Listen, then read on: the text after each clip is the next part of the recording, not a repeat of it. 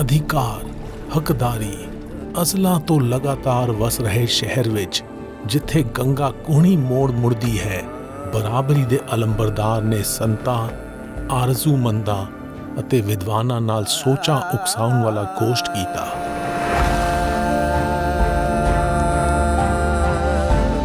ਗੁਰੂ ਨਾਨਕ ਨਾ ਬਰਾਬਰੀ ਖਿਲਾਫ ਆਵਾਜ਼ ਬੁਲੰਦ ਕਰਦੇ ਹਨ। ਇਹ ਉਹਨਾਂ ਸੰਤਾਂ ਨੂੰ ਸਿਜਦਾ ਹੈ ਜਿਨ੍ਹਾਂ ਦਾ ਗੁਰੂ ਨਾਨਕ ਨਾਲ ਇਨਕਲਾਬੀ ਫਲਸਫਾ ਸਾਂਝਾ ਹੈ।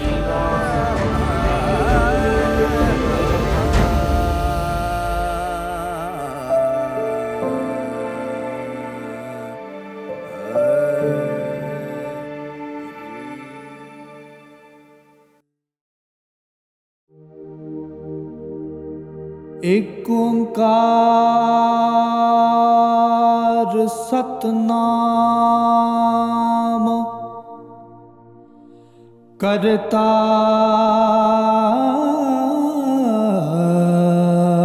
ਪੁਰਖ ਨਿਰਭਉ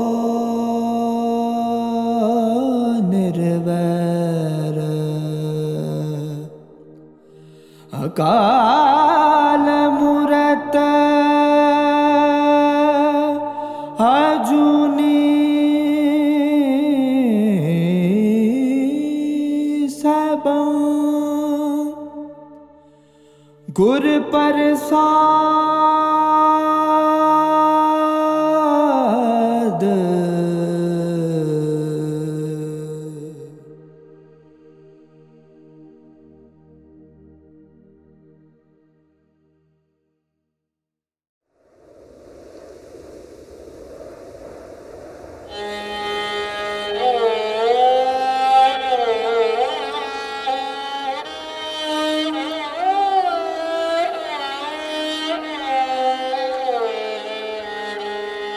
ਨਿਜ ਘਰ ਬੈਸ ਸਹਿਜ ਕਾਰ ਲਈਏ।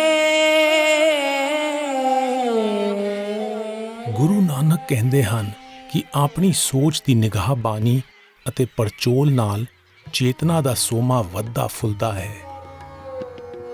ਪ੍ਰਯਾਗਰਾਜ ਦੇ ਚੂਸੀ ਇਲਾਕੇ ਤੋਂ ਗੁਰੂ ਨਾਨਕ ਅਤੇ ਭਾਈ ਮਰਦਾਨਾ ਨੇ ਗੰਗਾ ਨਦੀ ਦੇ ਕੰਢੇ ਕੱਚੇ ਰਾਹ ਉੱਤੇ ਵਾਰਾਣਸੀ ਦਾ ਸਫ਼ਰ ਸ਼ੁਰੂ ਕੀਤਾ।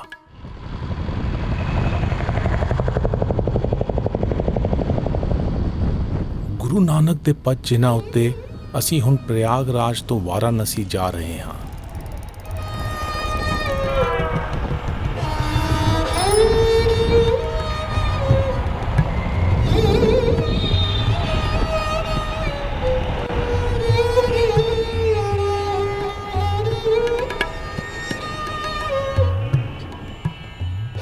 ਹਿੰਦੂ ਗ੍ਰੰਥਾਂ ਵਿੱਚ ਵਾਰਾਣਸੀ ਨੂੰ ਸਭ ਤੋਂ ਪਵਿੱਤਰ ਅਸਥਾਨ ਵਿੱਚ ਸ਼ਾਮਿਲ ਕੀਤਾ ਗਿਆ ਹੈ, ਜਿਸ ਨੂੰ ਬਨਾਰਸ ਵੀ ਕਿਹਾ ਜਾਂਦਾ ਹੈ। ਇਹ ਉਹਨਾਂ ਪੁਰਾਤਨ ਸ਼ਹਿਰਾਂ ਵਿੱਚੋਂ ਹੈ ਜੋ ਲਗਾਤਾਰ ਆਬਾਦ ਰਹੇ ਹਨ। ਇਤਿਹਾਸ ਵਿੱਚ ਇਹ ਕਾਸ਼ੀ ਦੇ ਨਾਮ ਨਾਲ ਵੀ ਦਰਜ ਹੈ, ਜਿੱਥੇ ਭਗਵਾਨ ਸ਼ਿਵ ਨੂੰ ਸਮਰਪਿਤ ਕਾਸ਼ੀ ਵਿਸ਼ਵਨਾਥ ਮੰਦਿਰ ਦੇ ਦਰਸ਼ਨਾਂ ਲਈ ਸ਼ਰਧਾਲੂ ਬਹੁਤ ਪਹਿਲਾਂ ਤੋਂ ਆਉਂਦੇ ਰਹੇ ਹਨ।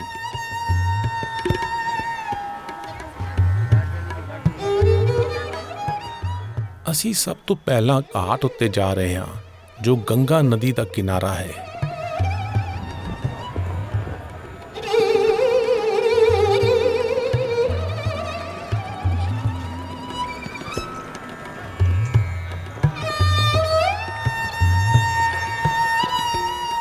ਇਸ ਸ਼ਹਿਰ ਵਿੱਚ ਤਕਰੀਬਨ 88 ਮਾਨਤਾ ਪ੍ਰਾਪਤ ਘਾਟ ਹਨ, ਜੋ ਧਾਰਮਿਕ ਕਰਮ-ਕਾਂਡ ਕਰਨ ਲਈ ਜਾਣੇ ਜਾਂਦੇ ਹਨ।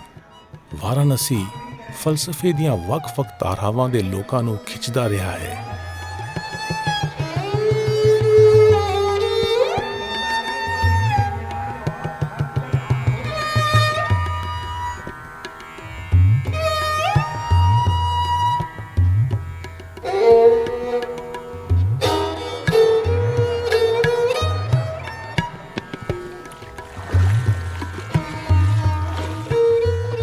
ਸੰਤਾਂ ਅਤੇ ਵਿਦਵਾਨਾਂ ਨਾਲ ਗੋਸ਼ਟ ਰਚਾਉਣ ਦੇ ਇਰਾਦੇ ਨਾਲ ਗੁਰੂ ਨਾਨਕ ਵਾਰਾਣਸੀ ਆਏ ਸਨ।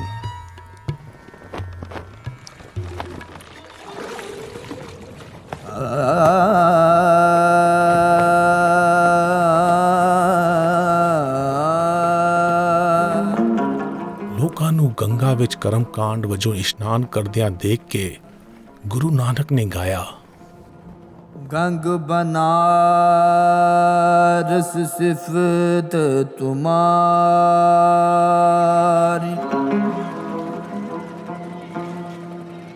ਨਾਵੈ ਆਤਮ ਰਾਓ,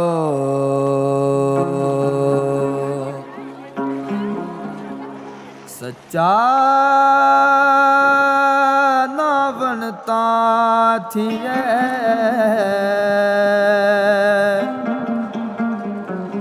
ਜਾਨਸ ਲਾਗੈ ਪਾਓ।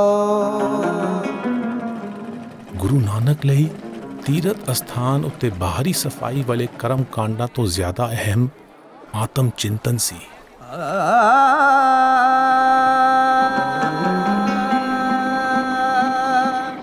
ਗੰਗਾ ਦੇ ਕਿਨਾਰੇ ਬੈਠ ਕੇ ਗੁਰੂ ਨਾਨਕ ਨੇ ਦੇਖਿਆ ਕਿ ਘਾਟ ਉੱਤੇ ਕਈ ਤਰ੍ਹਾਂ ਦੀਆਂ ਸਰਗਰਮੀਆਂ ਹੋ ਰਹੀਆਂ ਸਨ। ਆਲਿਮ ਗ੍ਰੰਥ ਪੜ੍ਹ ਰਹੇ ਸਨ, ਚੇਲੇ ਉਪਦੇਸ਼ ਸੁਣ ਰਹੇ ਸਨ, ਆਰਜ਼ੂਮੰਦ ਧਿਆਨ ਧਰ ਰਹੇ ਸਨ, ਫਕੀਰ ਵਜਦ ਵਿੱਚ ਸਨ, ਅਘੋਰੀ ਮਸਾਣ ਵਿੱਚ ਬੈਠੇ ਸਨ। ਲੋਕਾਂ ਦੀ ਅਗਿਆਨਤਾ ਤੋਂ ਹੈਰਾਨ ਗੁਰੂ ਨਾਨਕ ਨੇ ਗਾਇਆ, ਦੁਬਿਧਾ ਨਾ ਪੜੋ ਹਰ ਬਿਨ ਹੋਰ ਨਾ ਪੂਜੋ,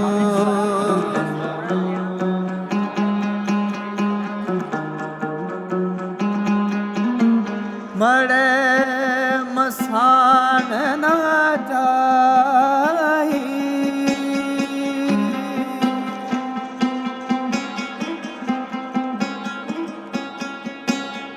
ਤ੍ਰਿਸ਼ਨਾ ਰਾਚਨਾ ਪਰ ਕਰ ਜਾਮਾ,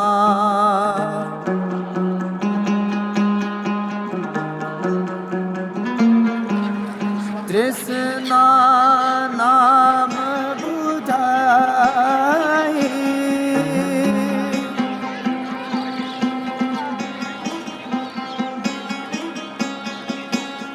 ਕਰ ਭੀਤਰ ਕਰ ਗੁਰੂ ਦਿਖਾਇਆ, ਸਹਿਜ ਰਤੇ ਮਨ ਪਾਈ।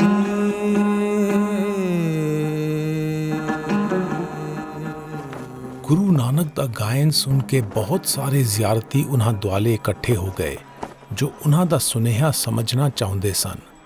ਗੁਰੂ ਨਾਨਕ ਨੇ ਬਿਆਨ ਕੀਤਾ ਕਿ ਇਹ ਗਲਤ ਫਹਿਮੀ ਹੈ ਕਿ ਕਰਮ ਕਾਂਡ ਦੇ ਬੇਮਨੇ ਨਿਭਾਅ ਨਾਲ ਬਖਸ਼ਿਸ਼ ਮੁਕੰਮਲ ਹੋ ਸਕਦੀ ਹੈ। ਸਿਰਫ ਆਤਮਿਕ ਇਰਾਦਿਆਂ ਨੂੰ ਹੀ ਫਲ ਪੈਂਦੇ ਹਨ।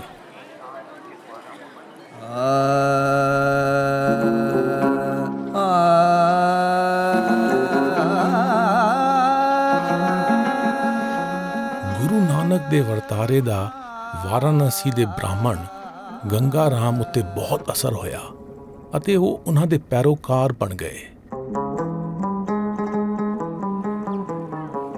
ਇੱਕ ਹੋਰ ਬ੍ਰਾਹਮਣ ਚਤੁਰਦਾਸ ਨੇ ਗੁਰੂ ਨਾਨਕ ਬਾਰੇ ਸਵਾਲ ਕੀਤਾ ਕਿ ਉਹ ਕਿਸ ਤਰ੍ਹਾਂ ਦੇ ਸ਼ਰਧਾਲੂ ਹਨ ਜਿਨ੍ਹਾਂ ਦੇ ਹੱਥ ਵਿੱਚ ਤੁਲਸੀ ਦੀ ਮਾਲਾ ਨਹੀਂ ਹੈ, ਨਾ ਹੀ ਉਹਨਾਂ ਦੇ ਮੱਥੇ ਉੱਤੇ ਚੰਦਨ ਦਾ ਟਿੱਕਾ ਲੱਗਿਆ ਹੈ, ਨਾ ਹੀ ਉਹਨਾਂ ਕੋਲ ਪੂਜਣ ਵਾਲਾ ਪੱਥਰ ਸਾਲਗ੍ਰਾਮ ਹੈ।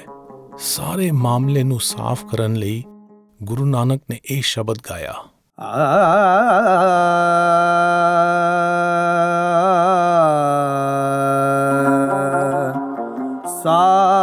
ਸਾਲਗ੍ਰਾਮ ਵਿਪ ਪੂਜ ਮਨਾਵੋ,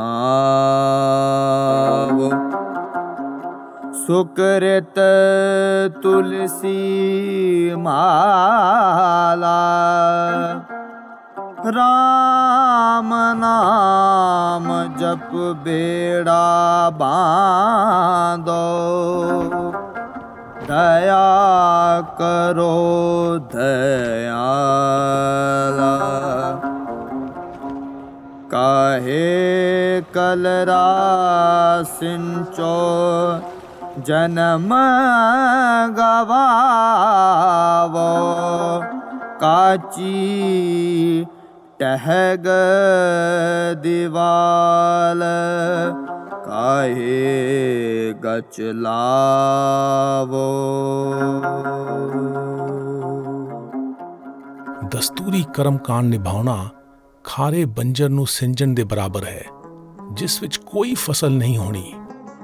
ਇਸ ਦੀ ਥਾਂ ਮਨੁੱਖ ਨੂੰ ਬੇਗਰਜ਼ ਸੇਵਾ, ਨੇਕ ਇਰਾਦੇ ਅਤੇ ਦਇਆ ਵਾਲੇ ਕਰਮਾਂ ਰਾਹੀਂ ਆਪਣੇ ਅੰਦਰ ਦੀ ਤਬਦੀਲੀ ਉੱਤੇ ਧਿਆਨ ਦੇਣਾ ਚਾਹੀਦਾ ਹੈ। ਸਦਗੁਣਾਂ ਦੇ ਅੰਮ੍ਰਿਤ ਦਾ ਸੁੱਖ ਹਾਸਲ ਕਰਨ ਅਤੇ ਅਵਗੁਣਾਂ ਤੋਂ ਛੁਟਕਾਰਾ ਪਾਉਣ ਲਈ ਸੋਚਾਂ ਸਾਫ਼ ਰੱਖਣੀਆਂ ਚਾਹੀਦੀਆਂ ਹਨ।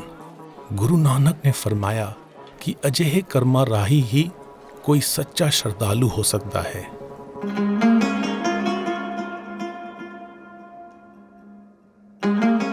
ਵਿਦਵਾਨਾਂ ਨਾਲ ਗੋਸ਼ ਦੌਰਾਨ ਗੁਰੂ ਨਾਨਕ ਨੂੰ ਪੁੱਛਿਆ ਗਿਆ ਕਿ ਕੀ ਮਜ਼ਹਬੀ ਗ੍ਰੰਥਾਂ ਦੇ ਵਿਸ਼ਾਲ ਅਧਿਐਨ ਰਾਹੀਂ ਰੂਹਾਨੀ ਉਲਾਸ ਪੈਦਾ ਹੋ ਸਕਦਾ ਹੈ? ਗੁਰੂ ਨਾਨਕ ਦਾ ਜਵਾਬ ਸੀ, ਮੰਤਰਾਂ ਦੇ ਉਚਾਰਨ ਅਤੇ ਗ੍ਰੰਥਾਂ ਦੀ ਬੇਧਿਆਨੀ ਪੜ੍ਹਾਈ ਨਾਲ ਸੱਚੇ ਗਿਆਨ ਦੀ ਪ੍ਰਾਪਤੀ ਨਹੀਂ ਹੁੰਦੀ। ਇਸ ਨਾਲ ਤਾਂ ਮਨੁੱਖ ਦੀ ਹਉਮੈ ਬਲਵਾਨ ਹੁੰਦੀ ਹੈ। ਰੂਹਾਨੀ ਗ੍ਰੰਥਾਂ ਨੂੰ ਅਮਲਾਂ ਵਿੱਚ ਢਾਲ ਕੇ ਹੀ ਵਿਵੇਕ ਹਾਸਲ ਕੀਤਾ ਜਾ ਸਕਦਾ ਹੈ। ਪੜ੍ਹੀਐ ਜੇਤੇ ਬਰਸ ਬਰਸ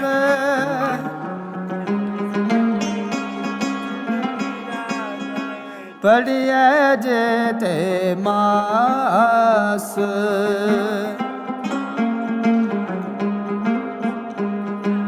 ਪੜ੍ਹੀਐ ਜੇਤੀ ਆਰਜਾ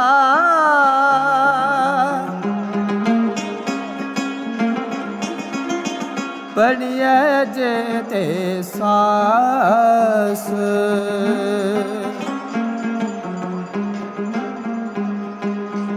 ਨਾਨਕ ਲੇਖੈ ਇੱਕ ਗੱਲ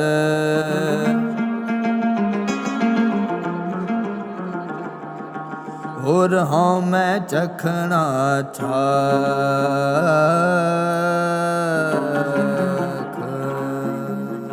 ਜਦੋਂ ਤੱਕ ਹਾਸਲ ਕੀਤਾ ਗਿਆਨ ਮਨੁੱਖ ਦੀ ਆਪਣੀ ਅਤੇ ਦੂਜਿਆਂ ਦੀ ਰੂਹਾਨੀ ਉਚਾਈ ਦਾ ਸਬਬ ਨਹੀਂ ਬਣਦਾ, ਉਦੋਂ ਤੱਕ ਇਹ ਮਹਿਜ਼ ਹੰਕਾਰ ਅਤੇ ਹਉਮੈ ਦੀ ਨੁਮਾਇਸ਼ ਲਈ ਸ਼ਬਦਾਂ ਦਾ ਅਡੰਬਰ ਹੈ।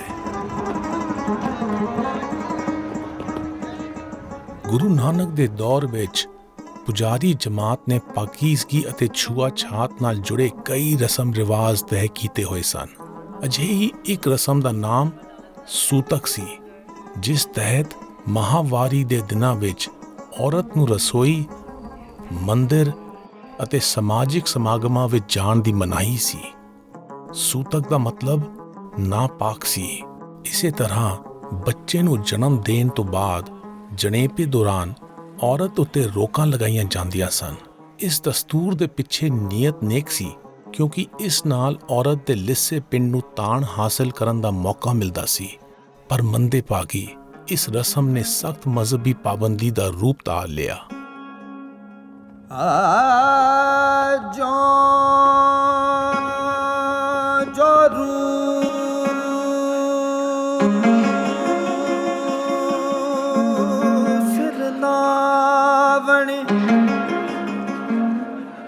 ਆਵੇ ਵਾਰੋ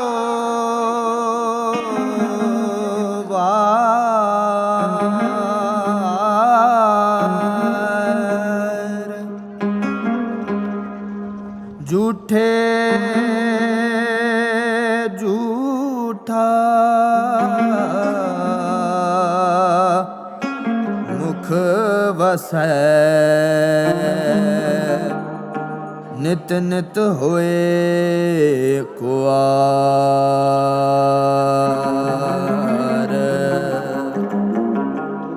ਸੁਚੈ ਨਾ ਕੀਐ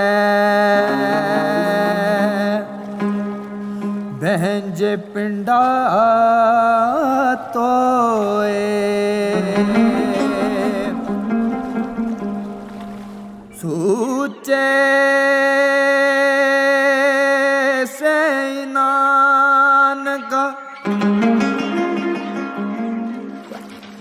ਜਿਨ ਮਨ ਵਸਿਆ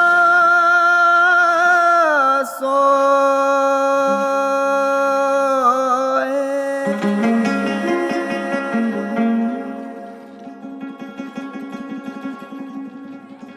ਮਨੁੱਖਾਂ ਨੂੰ ਜਨਮ ਦੇਣ ਦੀ ਜਿਸਮਾਨੀ ਜ਼ਿੰਮੇਵਾਰੀ ਕੁਦਰਤ ਨੇ ਔਰਤ ਨੂੰ ਬਖਸ਼ੀ ਹੈ, ਜਿਸ ਤੋਂ ਬਿਨਾਂ ਮਨੁੱਖਾ ਨਸਲ ਦੀ ਕੋਈ ਹੋਂਦ ਨਹੀਂ ਹੈ। ਗੁਰੂ ਨਾਨਕ ਨੇ ਮਜ਼ਹਬ ਦੇ ਨਾਮ ਉੱਤੇ ਹੁੰਦੀਆਂ ਉਹਨਾਂ ਮਨੌਤਾਂ ਦਾ ਜ਼ੋਰਦਾਰ ਖੰਡਨ ਕੀਤਾ ਜੋ ਦੂਜਿਆਂ ਨਾਲ ਵਿਤਕਰਾ ਕਰਦੀਆਂ ਹਨ ਜਾਂ ਕਿਸੇ ਨੂੰ ਛੁਟਿਆਉਂਦੀਆਂ ਹਨ। ਉਹਨਾਂ ਲਿੰਗਕ ਨਾ ਬਰਾਬਰੀ ਖਿਲਾਫ ਜ਼ੋਰਦਾਰ ਆਵਾਜ਼ ਬੁਲੰਦ ਕੀਤੀ।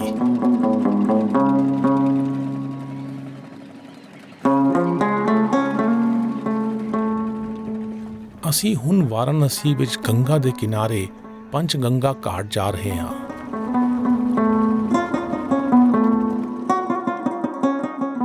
ਮੰਨਿਆ ਜਾਂਦਾ ਹੈ ਕਿ ਇਹ ਉਹ ਅਸਥਾਨ ਹੈ ਜਿੱਥੇ ਭਗਤ ਰਾਮਾਨੰਦ ਨੇ ਭਾਰਤੀ ਫਲਸਫੇ ਦੇ ਪਾਠ ਪੜ੍ਹਾਏ।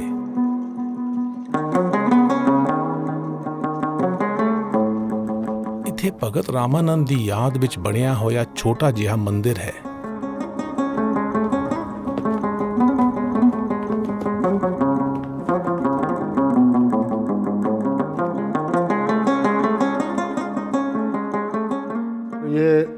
ਜੋ ਸ੍ਰੀ ਮੱਠ ਹੈ, ਇਹ ਸ਼੍ਰੀ ਮੱਠ ਹੁਣ ਤੋਂ 721 ਵਰਸ਼ ਪੂਰਵ ਆਦਿ ਜਗਤ ਗੁਰੂ ਰਾਮਾਨੰਦ ਆਚਾਰਿਆ ਜੀ ਦਾ ਤਪ ਅਸਥਾਨ ਸੀ।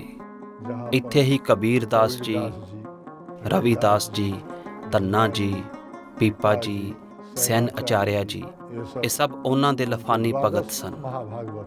ਉਹਨਾਂ ਉਸ ਵਕਤ ਨਾਰਾ ਦਿੱਤਾ, ਜਾਤੀ ਪਾਤੀ ਪੁੱਛੇ ਨਹੀਂ ਕੋਈ, ਹਰੀ ਕੋ ਭਜੇ ਸੋ ਹਰੀ ਕਾ ਹੋਈ। ਇਹ ਉਹਨਾਂ ਦਾ ਮੁੱਖ ਨਾਰਾ ਸੀ। ਉਸ ਵੇਲੇ ਦੀ ਜਾਤ ਪਾਤ ਦੀ ਕੱਟੜਤਾ ਨੂੰ ਉਹਨਾਂ ਰਾਮ ਭਗਤੀ ਵਿੱਚੋਂ ਹਟਾਇਆ। ਉਹਨਾਂ ਨੇ ਬਾਹਰ ਮੁਖੀ ਮਾਰਗ ਦਰਸਾਇਆ। ਨਾਨਕ ਜੀ ਵੀ ਇਸ ਜਗ੍ਹਾ ਉੱਤੇ ਆਏ ਸਨ। ਭਗਤ ਰਾਮਾਨੰਦ ਦਾ ਜਨਮ 1366 ਵਿੱਚ ਹੋਇਆ ਅਤੇ ਉਹਨਾਂ ਨੂੰ ਗੰਗਾ ਪੱਟੀ ਦੀ ਭਗਤੀ ਲਹਿਰ ਦਾ ਮੋਢੀ ਮੰਨਿਆ ਜਾਂਦਾ ਹੈ। ਅਦਵੈਤਵਾਦ ਬਾਰੇ ਉਹਨਾਂ ਦਾ ਬਿਆਨੀਆ ਦੱਖਣੀ ਭਾਰਤ ਦੇ ਰਾਮਾਨੁਜ ਤੋਂ ਪ੍ਰੇਰਿਤ ਹੈ, ਜੋ ਵੇਦਾਂਤ ਦੇ ਫਲਸਾਫੀ ਸਨ।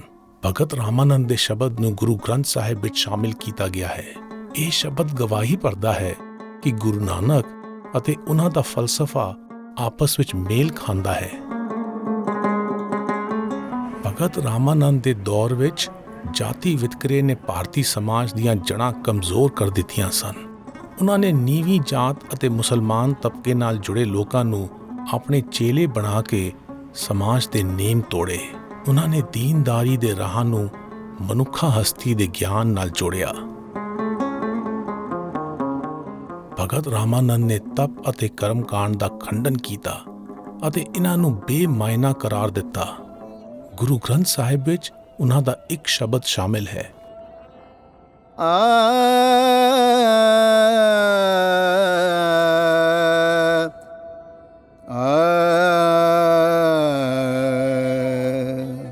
ਸਤਿਗੁਰ ਮੈਂ ਬਲਿਹਾਰੀ ਤੋਰ, ਜਿਨ ਸਕਲ ਬਿਕਲ ਭ੍ਰਮ ਕਾਟੇ ਮੋਰ।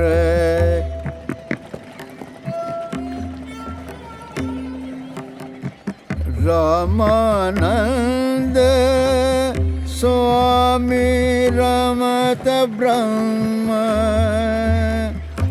ਗੁਰ ਕਾ ਸ਼ਬਦ ਕਾਟੇ ਕੋਟ ਕਰਮ। ਸਤਿਗੁਰ ਮੈਂ ਬਲਿਹਾਰੀ ਤੋਰ। ਪੰਜ ਗੰਗਾ ਘਾਟ ਤੋਂ ਮੁੜਦਾ ਹੋਇਆ ਮੈਂ ਮਨੀਕਰਨਿਕਾ ਘਾਟ ਤੋਂ ਲੰਘ ਰਿਹਾ ਹਾਂ, ਜੋ ਵਾਰਾਣਸੀ ਦਾ ਮੁੱਖ ਮਸਾਣ ਹੈ।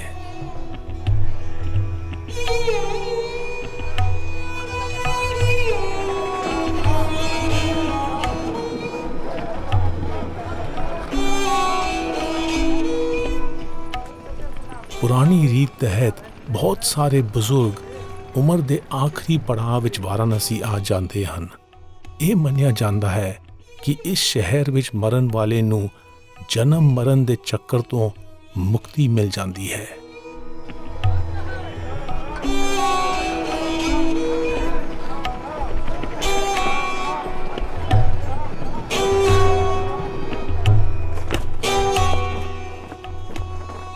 ਮਨੀਕਰਨਿਕਾ ਘਾਟ ਉੱਤੇ ਦਾਹ ਸੰਸਕਾਰ ਦੀ ਤਰਕੀਬ ਦਾ ਨਜ਼ਾਰਾ ਦੇਖਣ ਨਾਲ ਮਨੁੱਖ ਧੁਰ ਅੰਦਰ ਤੱਕ ਬੇਸਕੂਨੀ ਨਾਲ ਭਰ ਸਕਦਾ ਹੈ।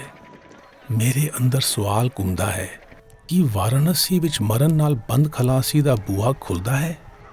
ਸਾਬਦ ਮਰੈ ਫਿਰ ਮਰਨ ਨ ਹੋਏ, ਬਿਨ ਮੂਏ ਕਿਉ ਪੂਰਾ ਹੋਏ। ਗੁਰੂ ਨਾਨਕ ਮੁਤਾਬਕ ਜਿਸਮ ਦੀ ਮੌਤ ਤੋਂ ਨਹੀਂ ਸਗੋਂ ਚੇਤਨਾ ਦੀ ਮੌਤ ਤੋਂ ਡਰਨਾ ਚਾਹੀਦਾ ਹੈ। ਉਹਨਾਂ ਦੇ ਸ਼ਬਦ ਸਾਨੂੰ ਆਪਣਾ ਮੂਲ ਪਛਾਣਨ ਦੇ ਰਾਹ ਉੱਤੇ ਤੁਰਨ ਦੀ ਪ੍ਰੇਰਨਾ ਦਿੰਦੇ ਹਨ।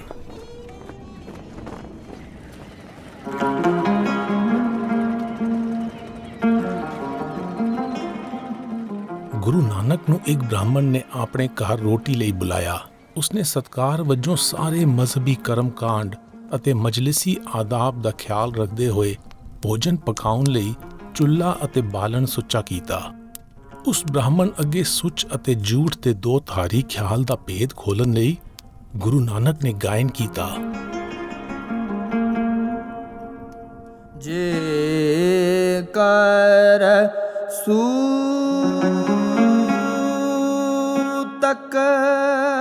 ਮੰਨੀਐ,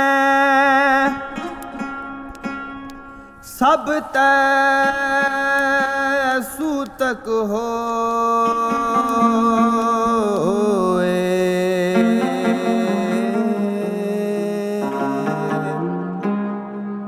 ਗੋਹੇ ਤੈ ਲਕੜੀ,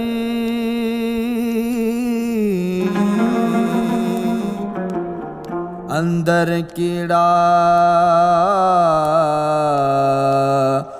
ਹੋਏ।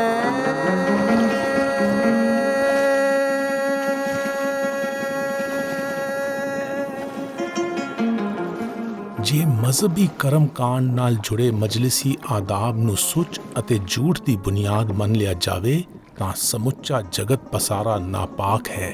ਗੁਰੂ ਨਾਨਕ ਨੇ ਅਜਿਹਾ ਗਿਆਨ ਹਾਸਿਲ ਕਰਨ ਉੱਤੇ ਜ਼ੋਰ ਦਿੱਤਾ ਜੋ ਮਨ ਵਿੱਚੋਂ ਮੈਲ ਦੀ ਨਿਕਾਸੀ ਕਰ ਦੇਵੇ ਅਤੇ ਮਨ ਨੂੰ ਨਿਰਮਲ ਕਰ ਦੇਵੇ।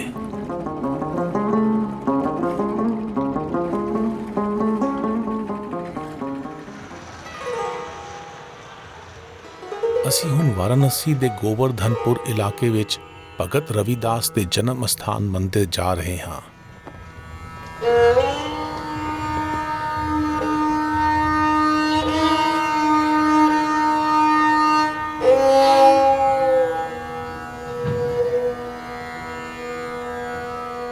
ਭਗਤ ਰਵਿਦਾਸ ਦਾ ਜਨਮ ਸੰਨ 1414 ਈਸਵੀ ਨੂੰ ਮੋਚੀ ਪਰਿਵਾਰ ਵਿੱਚ ਹੋਇਆ, ਜਿਸ ਨੂੰ ਜਾਤ ਦੀ ਦਰਜਾਬੰਦੀ ਵਿੱਚ ਅਛੂਤ ਜਾਤ ਮੰਨਿਆ ਜਾਂਦਾ ਹੈ। ਉਹਨਾਂ ਨੇ ਪੁਜਾਰੀ ਤਬਕੇ ਦੀ ਇਸ ਸੋਚ ਦਾ ਡਟ ਕੇ ਵਿਰੋਧ ਕੀਤਾ ਕਿ ਮਨੁੱਖ ਦੇ ਨਿਰੰਕਾਰ ਨਾਲ ਰਿਸ਼ਤੇ ਵਿੱਚ ਜਾਤ ਬੁਨਿਆਦੀ ਹਿੱਸਾ ਪਾਉਂਦੀ ਹੈ।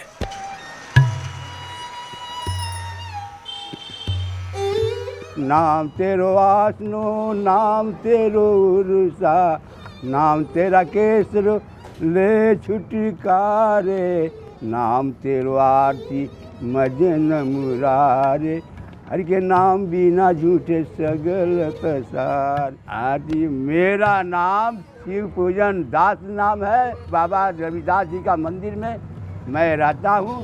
इस तरह का रविदास जी का भाव था। तो ही मोही मोही तो ही अंतर कैसे, वही बात पर बोले कि आप में और मेरे में क्या अंतर है। आप जल तरंग है तो मैं जल तरंग का लहर हूँ। ਭਗਤ ਰਵਿਦਾਸ ਸਿਰਜਣਾ ਅਤੇ ਸਿਰਜਣਹਾਰ ਵਿੱਚ ਕੋਈ ਫਰਕ ਨਹੀਂ ਕਰਦੇ। ਉਹ ਸਮੁੱਚੀ ਮਨੁੱਖਾ ਨਸਲ ਨੂੰ ਇੱਕ ਮੰਨਦੇ ਹਨ।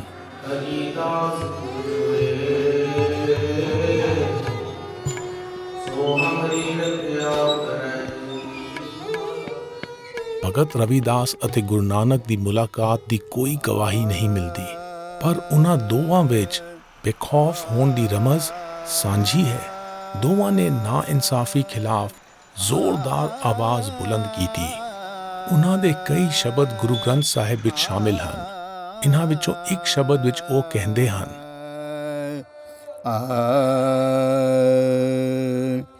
ਰੇ ਚਿਤ ਚੇਤ ਚੇਤ ਅਜੇਤ ਕਾਹੇ ਨ ਬਾਲਮੀ ਕੈ ਦੇਖ ਕਿਸ ਜਾਤ ਤੇ ਕਿਹ ਪਦ ਅਮਰਿਓ ਰਾਮ ਭਗਤ ਬਿਸੇਖ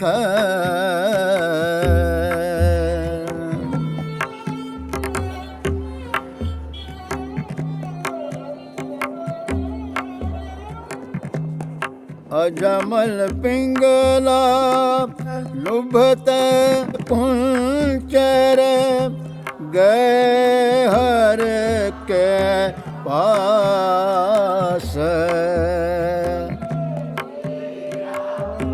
ऐसे दूर मत निस्तर तू क्यों न तरे रविदास।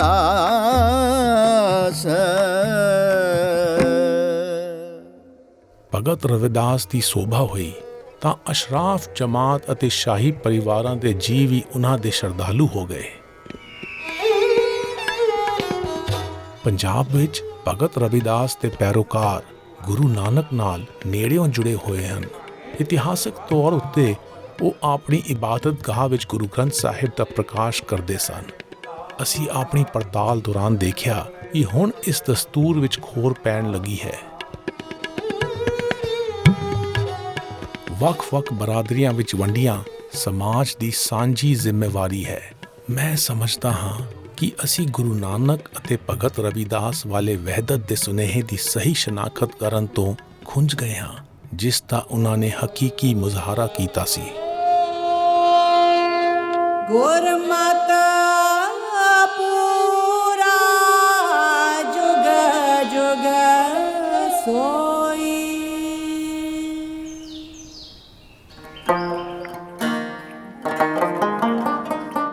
ਅਸੀਂ ਹੁਣ ਘਾਟ ਦੇ ਲਾਗੇ ਗੁਰਦੁਆਰਾ ਗੁਰੂ ਕਾ ਬਾਗ ਜਾ ਰਹੇ ਹਾਂ।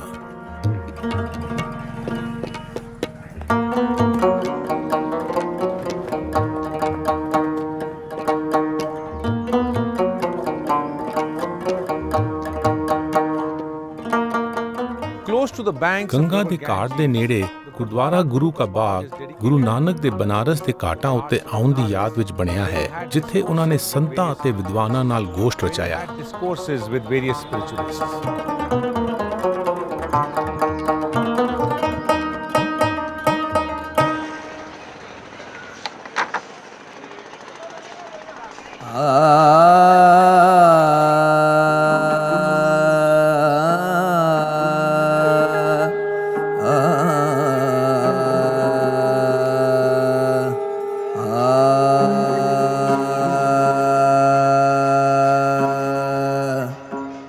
ਗੰਗਾ ਦੇ ਕੰਢਿਆਂ ਉੱਤੇ ਬ੍ਰਾਹਮਣਾਂ ਦੇ ਇੱਕ ਜੱਥੇ ਨੇ ਗੁਰੂ ਨਾਨਕ ਨੂੰ ਸਵਾਲ ਕੀਤਾ ਕਿ ਗ੍ਰੰਥਾਂ ਦਾ ਗਿਆਨ ਹੋਣਾ ਜ਼ਿਆਦਾ ਅਹਿਮ ਹੈ ਜਾਂ ਅਮਲ ਕਰਨ ਦਾ ਇਰਾਦਾ ਅਹਿਮ ਹੈ।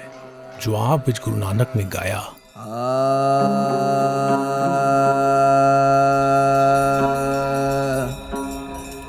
ਵੇਦ ਵਪਾਰੀ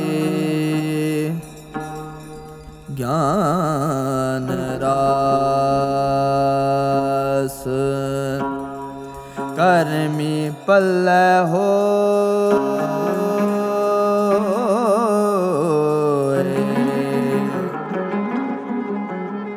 ਨਾਨਕ ਰਾਸੀ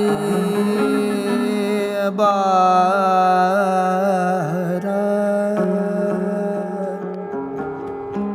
ਲਦਨਾ ਚਲਿਆ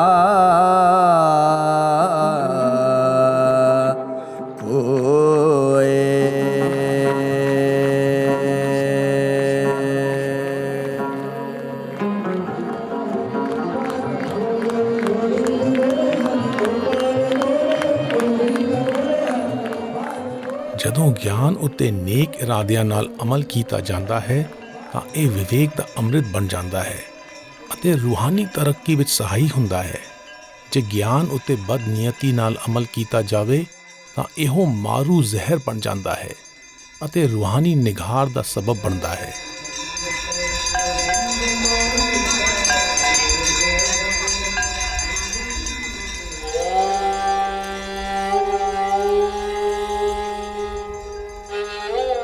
ਵਾਰਾਣਸੀ ਵਿੱਚ ਵਨ ਸਮੰਨੇ ਪਿਛੋਕੜ ਵਾਲੇ ਲੋਕਾਂ ਨਾਲ ਵਿਚਰਦਿਆਂ ਮੇਰੀ ਸੋਚ ਉਸ ਮੱਛੀ ਵਾਂਗ ਹੈ ਜੋ ਨਦੀ ਦੇ ਫੈਲਾਅ ਤੋਂ ਬਾਹਰਲੇ ਪਸਾਰੇ ਦੀ ਥਾਂ ਪਾਉਣ ਦਾ ਉਪਰਾਲਾ ਕਰਦੀ ਹੈ। ਤੂੰ ਦਰਿਆਓ ਦਾ ਨਾ ਬੀਨਾ, ਮੈਂ ਮਛਲੀ ਕੈਸੇ ਅੰਤ ਲਹਾ। ਜੈ ਜੈ ਦੇਖਾ ਤੇ ਤू है, तुझ ते निकसी फूट मरा।